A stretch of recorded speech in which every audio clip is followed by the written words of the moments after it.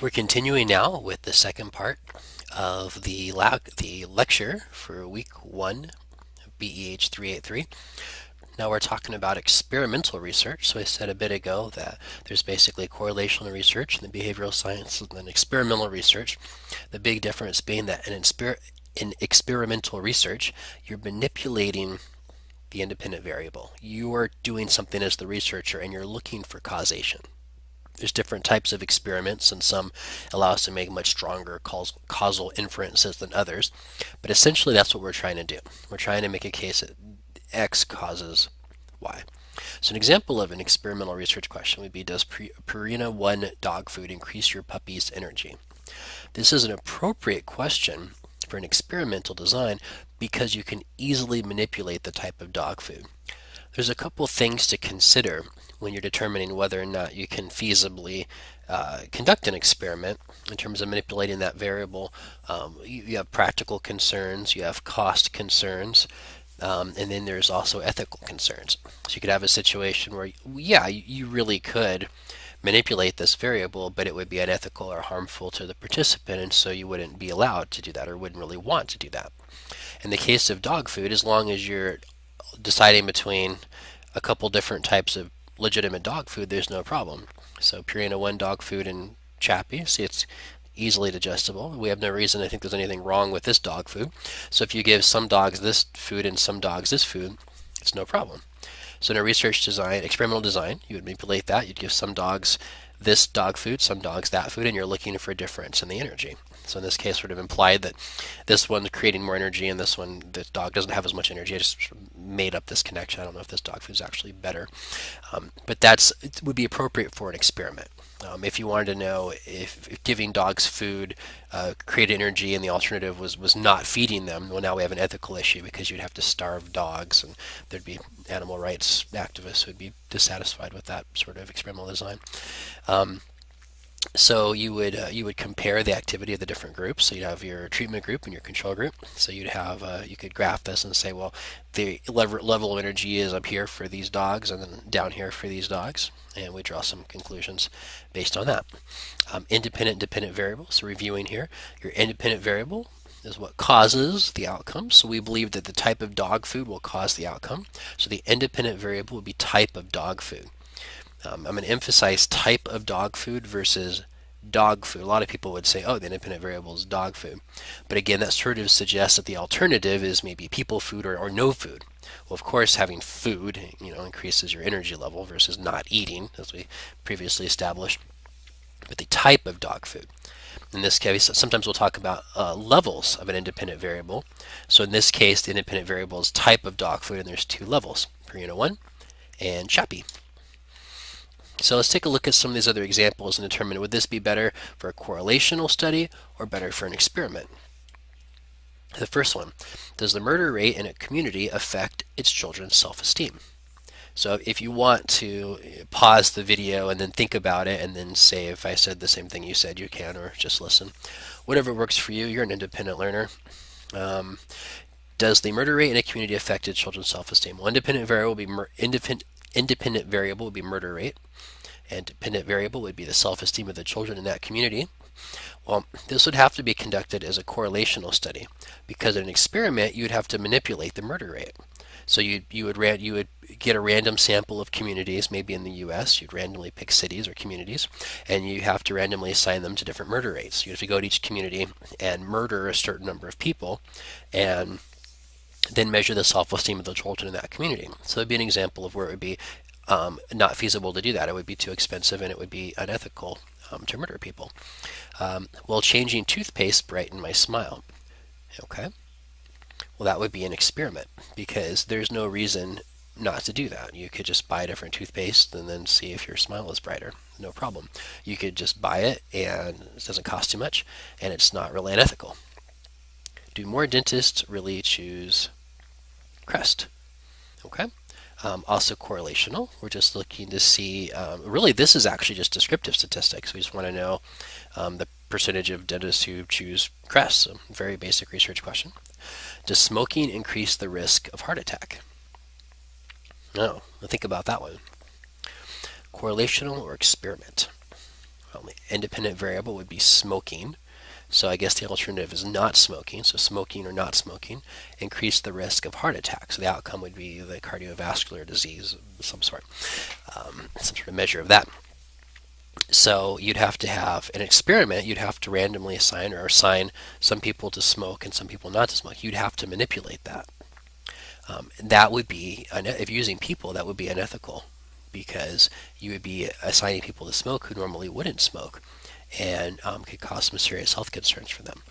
If you wanted to do an experiment, you'd have to use, I guess, you'd have to use animals, when some people would be concerned about the ethics of that as well.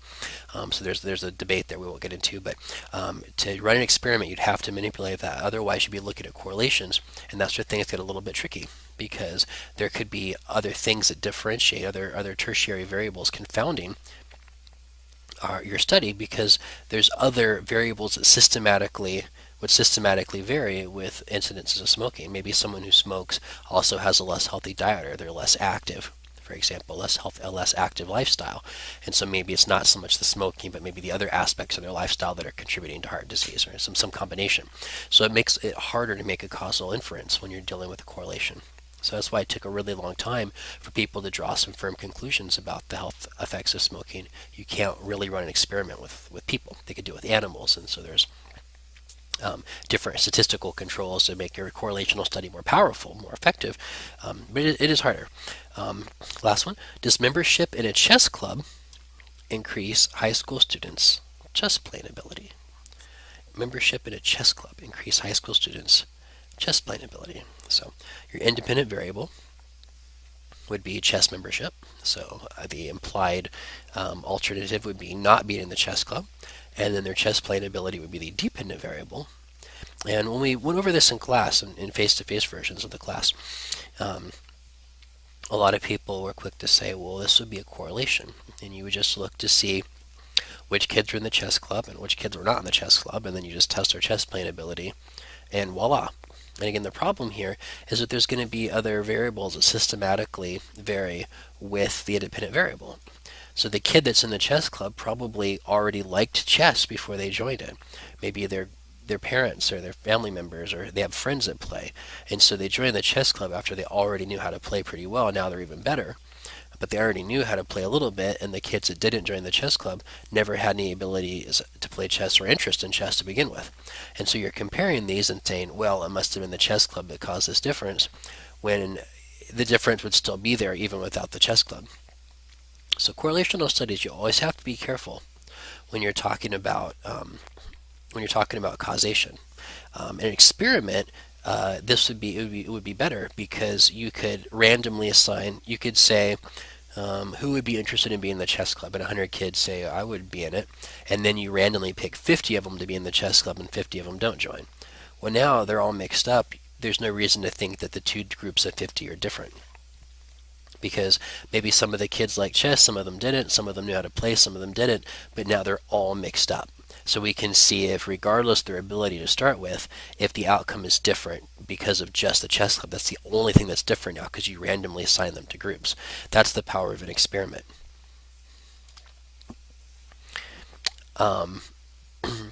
There are some ways to carefully design a correlational study to allow some causal inferences to be made. Some experimental psychologists are very purists, and they say, "Oh, well, if it's a correlational study, it could never make causal inferences. If it's not a true experiment, a true experiment means that there's random assignment. So you're not just manipulating the independent variable, but you're randomly assigning participants to conditions. If it's not a true experiment, you can't make causal inferences." And a lot of people disagree with that, and they would start to argue that a lot of those experiments are sort of superficial, or in the laboratory setting people behave differently than they would. It's too contrived, and so you can't necessarily say those behaviors would be acted out in the real world.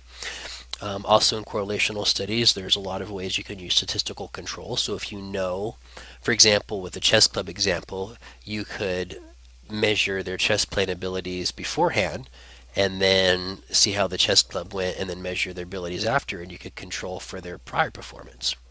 And you could make a stronger case that the chess club was improving their performance, pre-test and post-test. A lot of it has to do with theory. With correlation, we'll think of it this way. If you roll a pair of dice and you get a 3 and a 5, and you say, I got a 3 and a 5, and act like that's impressive that you figured out what it said after you rolled the dice, well, that's not impressive at all. You just saw that that's how it was. But if you said, I'm going to roll a 3 and a 5, and then you rolled the dice and got a 3 and a 5, that would be really impressive. Well, how do you know it was going to come out that way? And so you'd have to have some sort of justification, and then now we're more impressed. So in a correlational study, if you say, I'm going to measure these variables, and you say beforehand, not only here is it how it's going to work out, but here's why it's going to work out that way, that's much more impressive. We can say, wow, these data really support your theory because you predicted this and it came out just the way you thought it would, and you can explain why. So that's pretty good. You'll see a lot of that in different fields in psychology, educational psychology, certainly among them. We're working a lot with correlational studies. Okay, so a little bit of review here from this section. Tanya believes that reading in the car will make her nauseous. What are the independent variables? So your independent variable would be reading in the car, and the dependent variable would be level of nausea. So reading in the car causes nausea.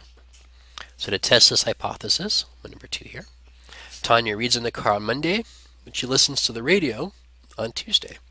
So is that an example of an experiment, or she looks so nauseous, or of that's how I look if I read in the car, or a correlational study?